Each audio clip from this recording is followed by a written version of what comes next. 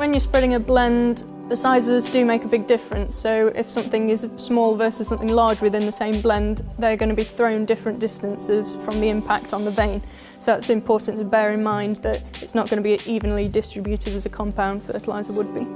You need to choose a quality compound fertiliser ideally, because all the nutrients are in each granule or prill, so it means that it's spread evenly and all the nutrients are everywhere within the field and creates an even crop.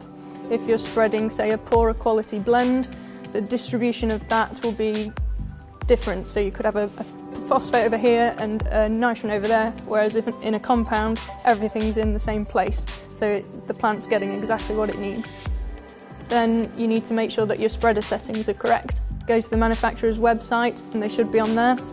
It's really important because that obviously sets up the precedent for lodging or uneven crops.